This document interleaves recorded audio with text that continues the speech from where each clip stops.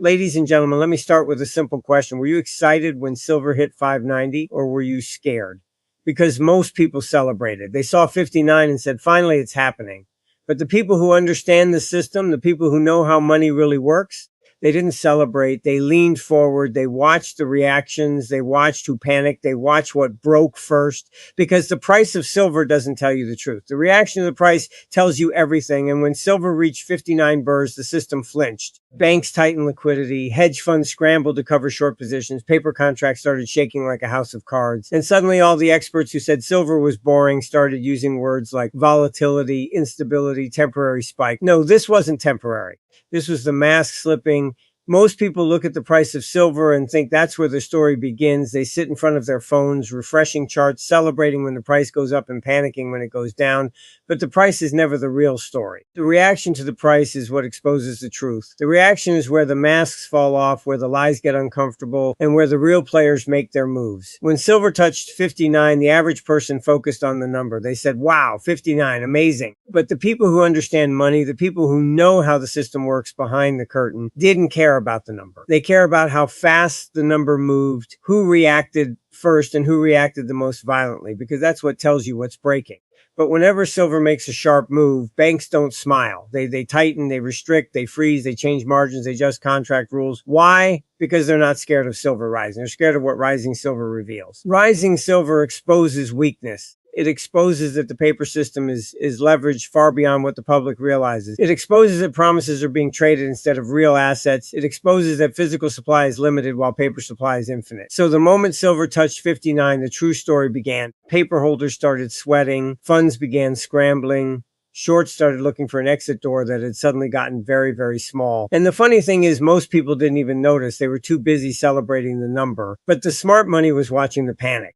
And panic is always more informative than price. The reaction showed who was overleveraged, who was unprepared, and who was pretending to be in control. You don't see fear on the chart. You see it in the decisions institutions make when a simple metal starts waking up after decades of suppression. You see it in sudden warnings from analysts who just days before called silver stable and predictable. The same people who dismissed it now called it dangerous, overheated, and unstable. Whenever someone in power tells you something is dangerous, it usually means they're losing control of it. This is why the price is irrelevant. The system is built on reactions. It's built on psychology. When the dollar weakens, the reaction tells you more than CPI reports. When interest rates rise, the reaction tells you more than economic speeches. And when silver moves, really moves, the reaction tells you everything you need to know about how fragile the system actually is. The average person sees 59 and thinks opportunity. The wealthy see 59 and think signal. Signals are more valuable than numbers. A number can fool you. A signal cannot. A signal exposes who is confident and who is terrified. A signal separates the educated from the emotional. A signal tells you which direction the system is leaning long before the crowd figures it out. Silver hitting 59 didn't cause chaos. It revealed chaos. It peeled back the surface and showed what's been building underneath for years: debt manipulation, hidden shortages, and a financial system held together by duct tape and hope. The reaction told you that institutions were not prepared. They never are. They react to protect themselves, not the public.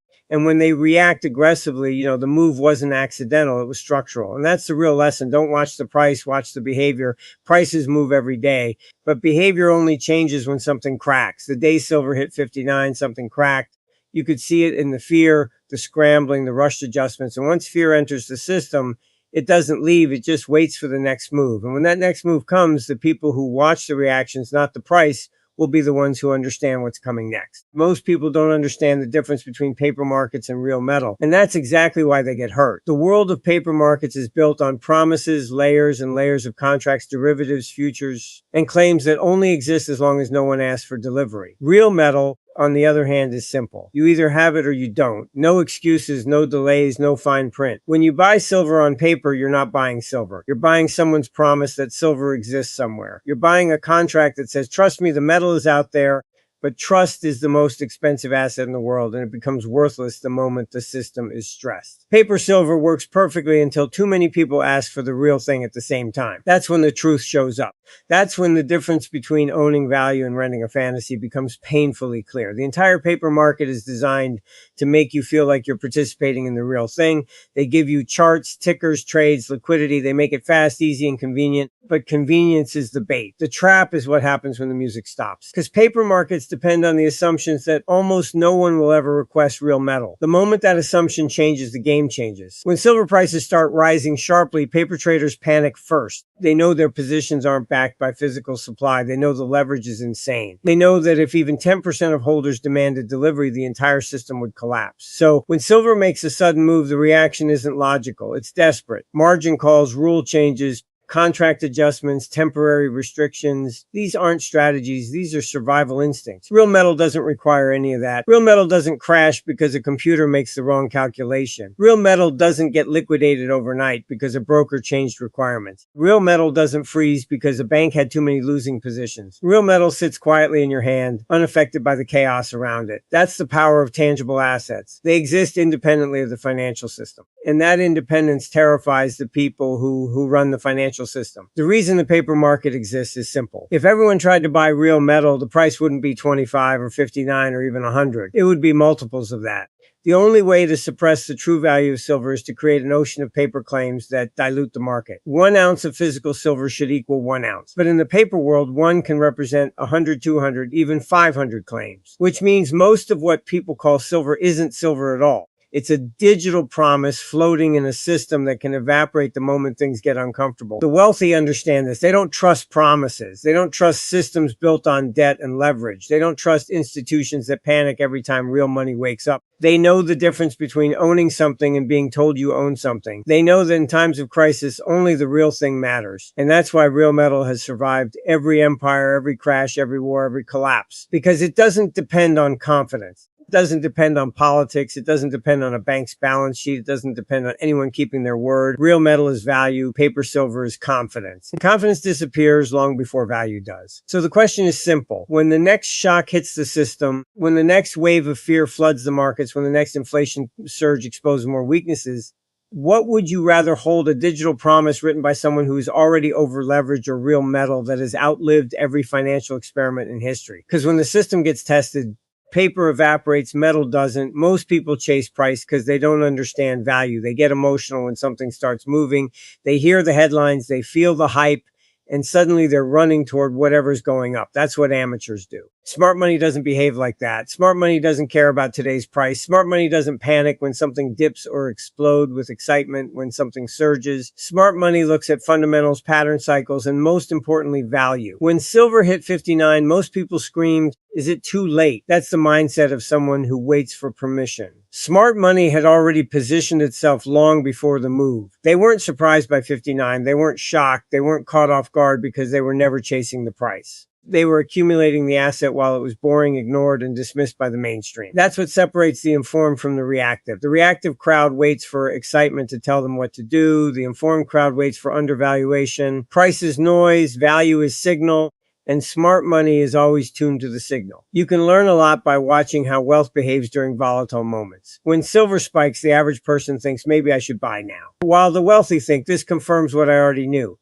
Their actions aren't driven by emotion. They're driven by preparation. They add to their positions when the world is asleep, not when it's waking up. They buy what is unloved, not what is trending. They accumulate when the price is quiet, not when it's shouting. And the reason is simple. Wealth is built through ownership, not reaction. Don't build wealth by waiting for the price to spike. You build wealth by acquiring assets when they're undervalued and holding them through the storm. The world teaches people to chase. The system teaches them to follow. Smart money does the opposite. It takes positions when no one is watching and expands those positions. When fear dominates the news cycle, smart money understands cycles. They know silver at 23, 28, or 35 wasn't a bargain because of the price. It was a bargain because the fundamentals were screaming louder than the chart. Debt rising, currency weakening, supply tightening, industrial demand growing. But the price I stayed low because the mainstream wasn't paying attention. Smart money loves when people don't pay attention. That's where opportunity lies. Most people believe wealth is created by timing the market. Smart money knows wealth is created by as time ends the market. If you're holding the right asset, silver isn't attractive to the average investor because it doesn't move like a meme stock. It doesn't produce dopamine. It doesn't satisfy the craving for instant gratification.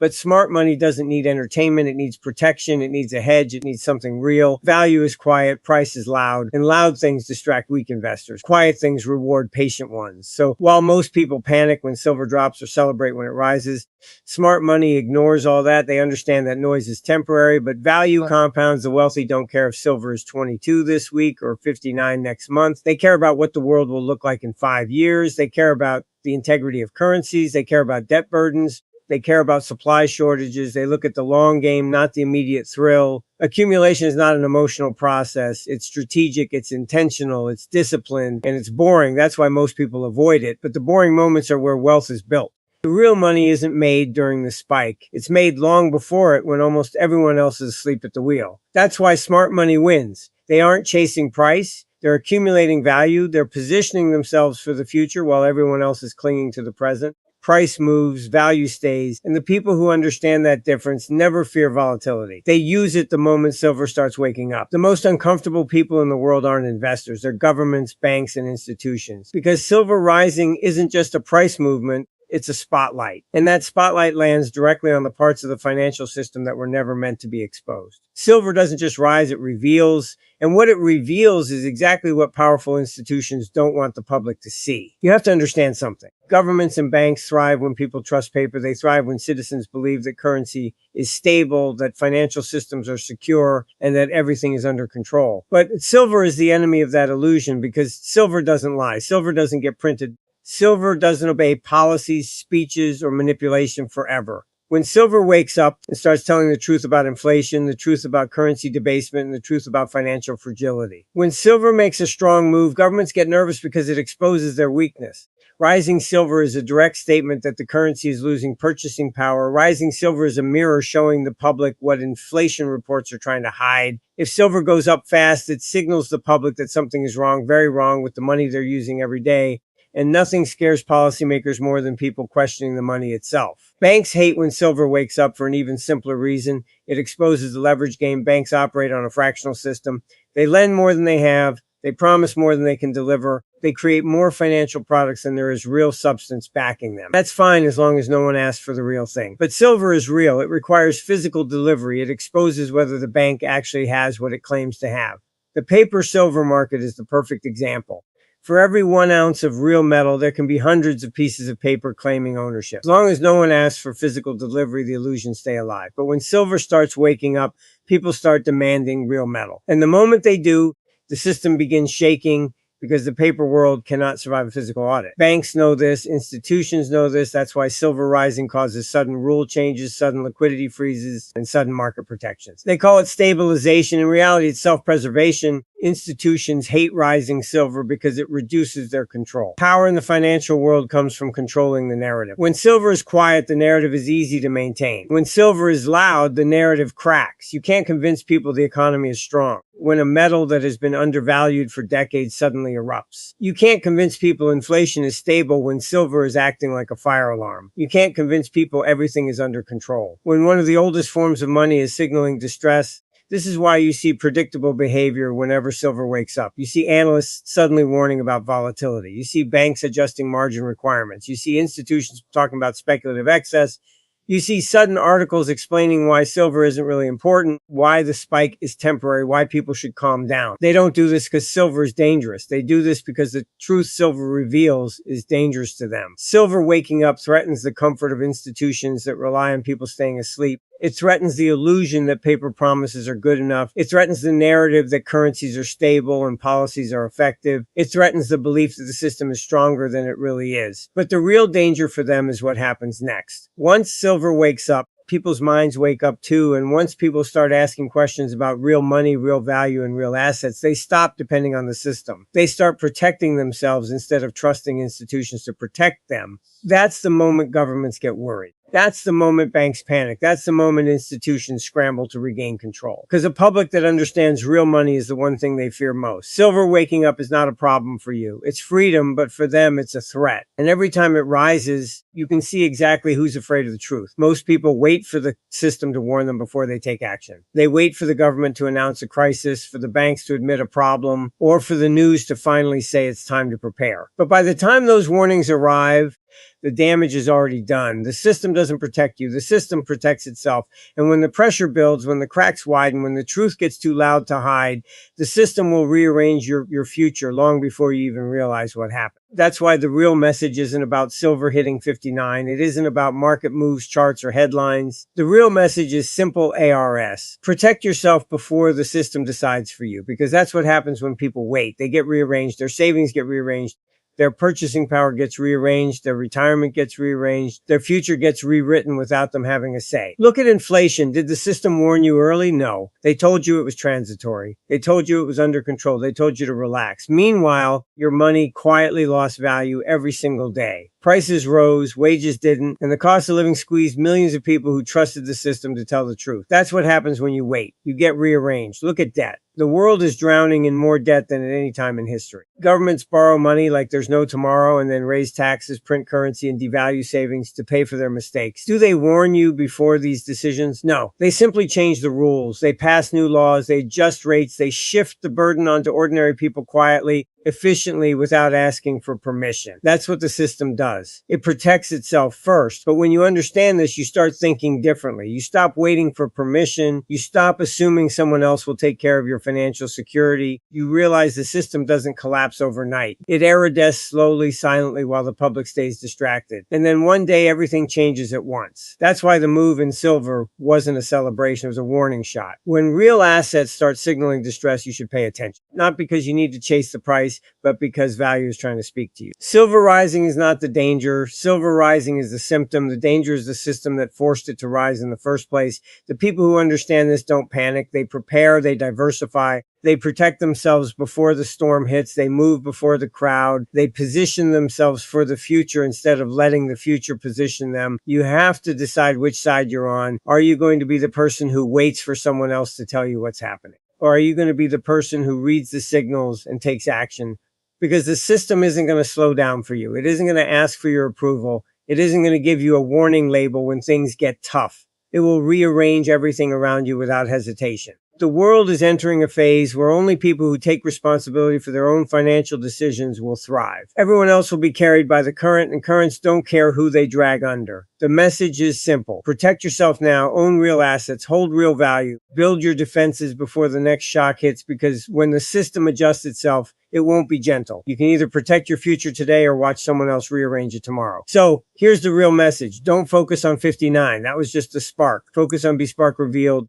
A monetary system stretched to its limits, a paper market running out of time, a world waking up to real value again. The people who win in times like this aren't the people who wait for permission, aren't the people who wait for news, aren't the people who wait for guarantees. They're the people who prepare before the crowd wakes up. Silver didn't hit 59 to impress you. It hit 59 to warn you. The question now is simple. Are you preparing or are you waiting? Because the next time silver makes a move, it won't be a warning. It'll be a lesson. And lessons in this economy are getting very expensive.